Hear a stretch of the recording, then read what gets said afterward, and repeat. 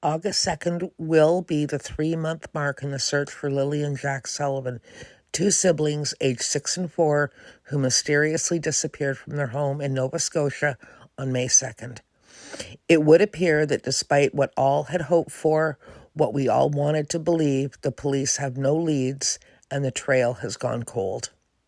Belinda Gray, the children's paternal grandmother, recently came out and stated she had been in touch with major crimes and they told her they have no suspects, they don't know where the kids are or what happened to them.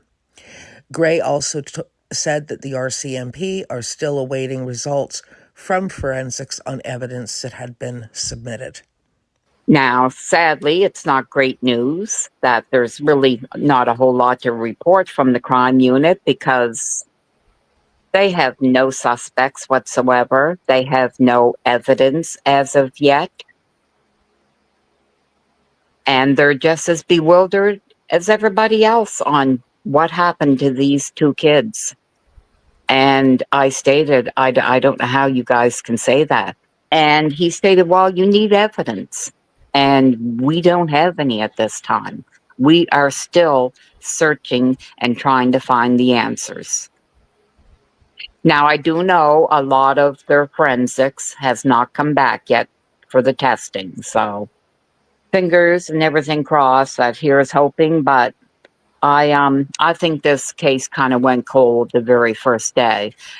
RCMP last updated on this case July the 16th, and in that press release, they had stated that this intensive investigation into the disappearance of Lilly and Jack Sullivan continued, and that the investigative team in the Northeast Nova RCMP Major Crime Unit is leading the investigational efforts under the Missing Person Act. They're assisted by RCMP units in Nova Scotia, New Brunswick, and Ontario, along with the National Centre of Missing Persons, Canadian Centre for Child Protection, and provincial and municipal police agencies from Nova Scotia and other parts of Canada.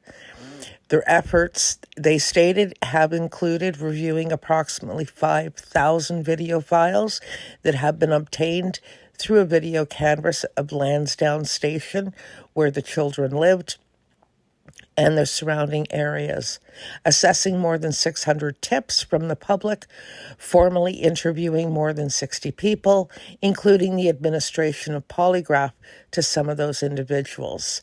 Forensic examination of materials located through ground and air searches in Lansdowne Station, including a pink blanket that officers seized on Lansdowne Road. Submitting judicial authorizations to seize and examine materials and devices that may provide information useful to the investigation. Right now, there are more than 800 tasks associated to this investigation. Sergeant Rob McCammon had been quoted as saying he's officer in charge, acting of the Major Crime and Behavioral Sciences. He said a tremendous amount of careful, deliberate investigative work is underway by people here at home and in other parts of Canada. Their collective efforts will continue every day until they determine with certainty and the circumstances surrounding Lilly and Jack's disappearance. Investigators encourage anyone with specific information on the whereabouts of Lilly and Jack to call the Northeast Nova RCMP Major Crime Unit at 902-896-5060.